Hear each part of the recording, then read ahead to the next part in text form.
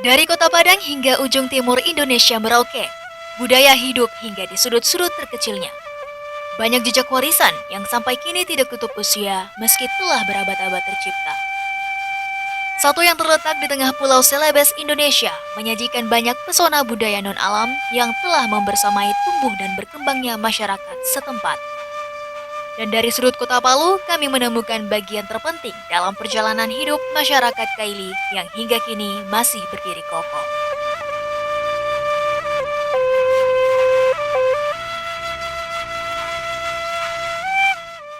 Assalamualaikum warahmatullahi wabarakatuh. Om Swastiastu, Namo Buddhaya, Salam Kebajikan, Tabe. Jurnal On Air kali ini membawa saya bersama tim On Air berkunjung ke rumah kebanggaan suku Kaili Kota Palu, yaitu Banua Oge Sauraja atau lebih dikenal dengan Rumah Sauraja. Bersama saya Nur Puji Safitri, inilah Jurnal On Air edisi Banua Oge Sauraja.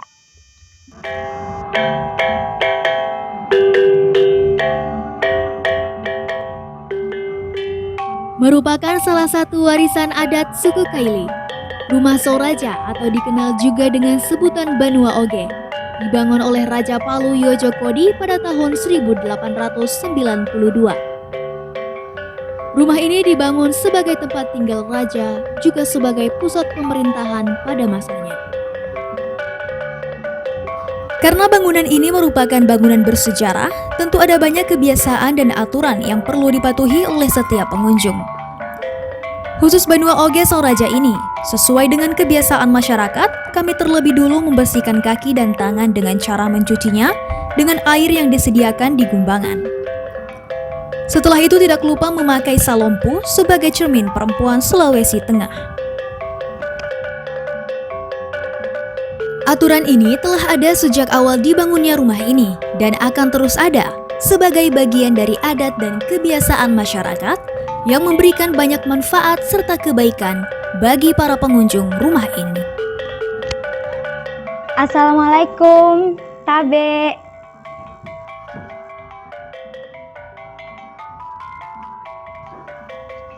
Tabe, Kak.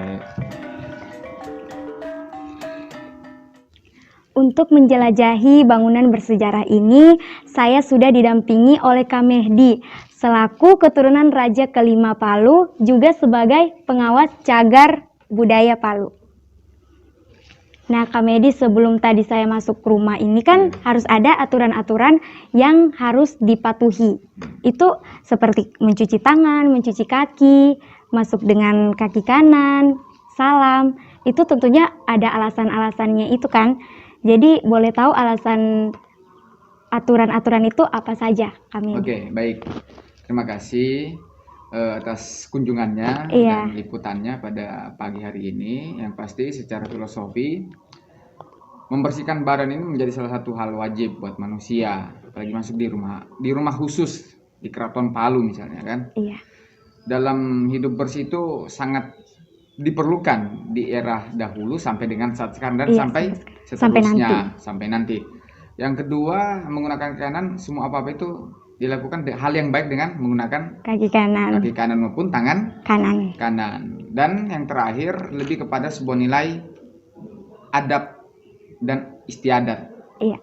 Akhirnya timbullah satu pertanyaan bahwa di tiap rumah di Indonesia itu harus memiliki sebuah aturan maupun sebuah cara main yang harus dipatuhi oleh para pengunjung yang hadir dan berkunjung di salah satu objek wisata Kota Palu seperti itu. Iya. Untuk saya ingin mengetahui bagaimana sejarah awal dari rumah ini dibangun. Oke, Sejarahnya. terkait sejarahnya, rumah ini dibangun pada abad 19 Masehi atau lebih tepatnya di 1892 yang diprakarsai oleh Magau Palu yang bernama Yojokodi, di mana beliau membangun rumah ini sebagai tempat tinggal keluarga raja dan sebagai pusat pemerintahan di zamannya. Rumah ini memiliki dua fungsi.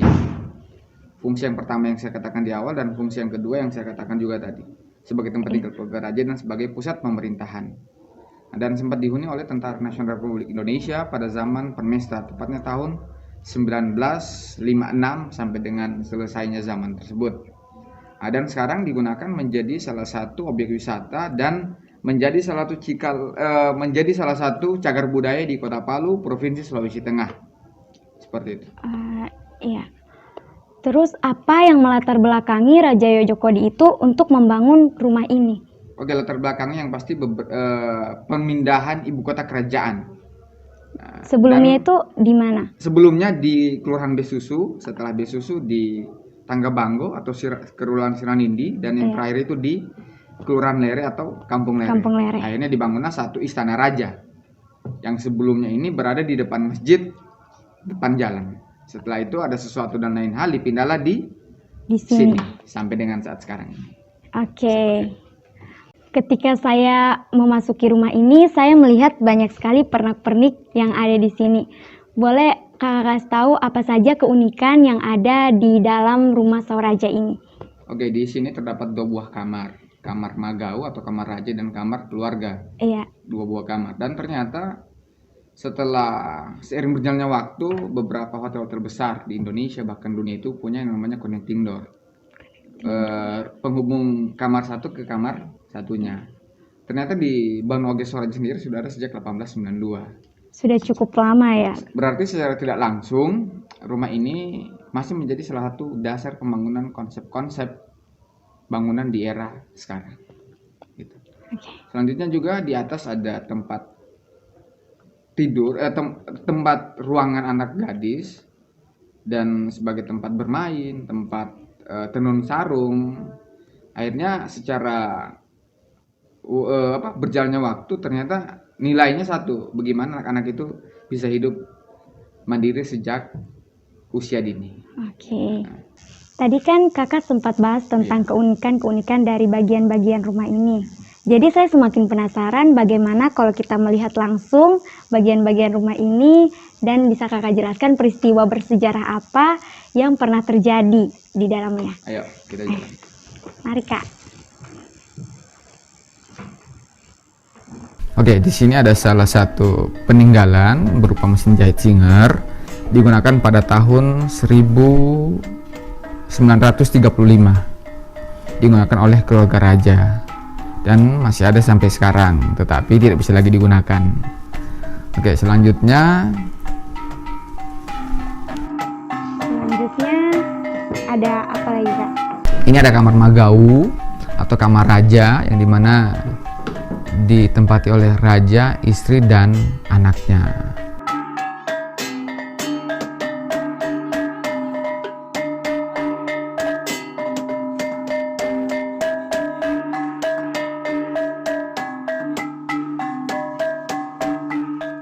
Oke, di sini juga sebelum kita masuk ke kamar ada 2 buah bingkai. Bingkai ini terdapat bagan struktur atau turunan daripada Kerajaan Palu. Yang di sebelah kanan saya, tepat di sebelah kanan Adinda Puji, itu ditulis pada tahun 1973. Ya, itu tulisan di 1973. Terus di sebelah kiri saya ada tulisan versi Belanda di 1996, tapi hampir seluruh bahasa yang digunakan itu menggunakan bahasa Belanda. Oke. Setelah itu kita ke kamar keluarga Magau.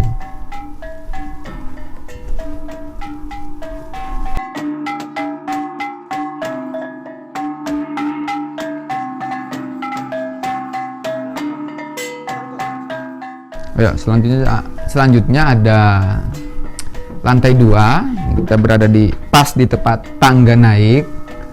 Nah, di atas kalau sekarang sudah kosong, tidak ada lagi sama sekali benda ataupun peninggalan lainnya. Dahulu itu di atas itu sebagai tempat anak gadis, kamar, dan sebagai tempat tenun sarung. Seperti itu. Kita lanjut ke dapur atau avu. Avu.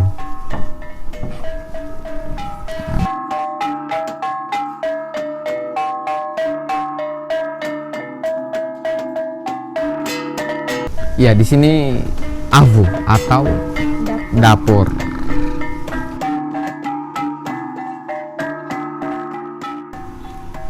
bisa lihat kondisi dapur, Puji. Ada tungku, ada kurabolo, kuratana. Kurabolo itu kalau sekarang rice cooker, tempat kukusan. Kalau kuratana itu sebagai tempat memasak. Belanga. Iya, belanga. Oke. Baik Kak Mehdi, setelah menjelajahi bagian-bagian rumah ini, saya juga cukup tertarik dengan apa yang di depan saya ini. Oke, ini boleh dijelaskan sebutan bagian-bagiannya. lokalnya pompanga. Pompanga, Atau bahasa lainnya sambulu, pinang sambulu siri. atau pinang siri. Nah, kalau di daerah Jawa nyinang. Nyinang Nah, ini salah satu hal wajib di rumah Soraja ini. rumah Soraja, khususnya di Kaili. Nah, di sini menjadi salah satu makanan tradisional yang sifatnya makanan ringan lah gitu. Cemilan bahasa kerennya apa? Di sini ini terdapat 5 unsur yang berbeda-beda.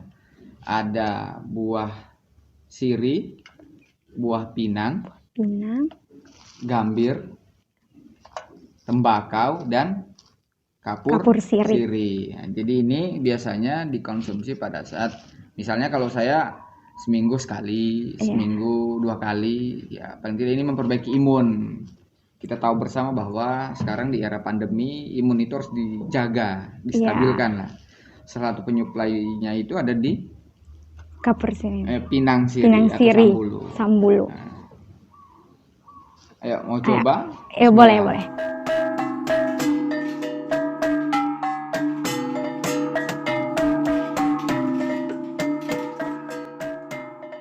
Jadi Bismillahirrahmanirrahim. Ya. Setelah merasakan dari sensasi sombolu ini, terasa sambolu cukup asing bagi lidah saya, terutama lidah anak muda, karena ini memang baru pertama kali. Jelas. Ya, jadi masih ini terasa apa ya, asing. sebuah makanan Tapi yang padahal mungkin jarang sudah dicicipi. Iya, padahal ini adalah budaya. Kaum milenial, tapi ternyata ini merupakan sebuah unsur 4 sehat 5 sempurna. Dan ini obat buat saya. Dan aja kita harus melestarikan, wajib dimakan bagi yang mau. Ya, sehubungan dengan melestarikan budaya ya.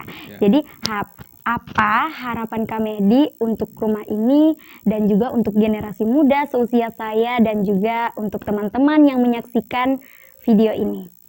Oke, yang pasti harapan saya untuk rumah ini agar selalu lestari dan selalu bisa menjadi sebuah barometer cagar budaya di Provinsi Sulawesi Tengah, khususnya di Kota Palu. Itu yang pertama. Yang kedua, bagaimana generasi muda itu tidak stuck, tidak apatis dengan budayanya sendiri. Karena kalau bukan kita, siapa lagi? Kalau bukan sekarang, kapan lagi?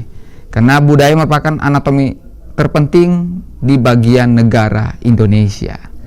Itu pesan saya buat generasi muda. Baik, Songgo Puasi, Kak Mehdi. Siap, Songgo Puasi. Kami di sini sudah menerima kami dengan baik, sudah Siap. memberitahu apa-apa saja yang ada dalam rumah ini. Terima kasih banyak, Kak Mehdi. Terima kasih. Maisi Junardi pernah berkata, budaya tidak pernah berakhir. Akan selalu ada yang baru.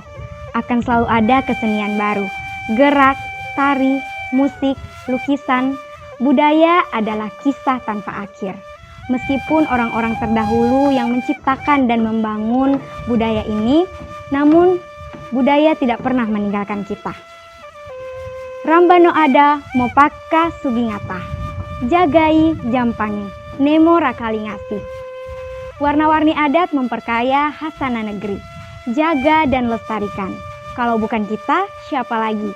Kalau bukan sekarang, kapan lagi? Saya Nur Puji Safitri beserta kru On Air yang bertugas pamit undur diri.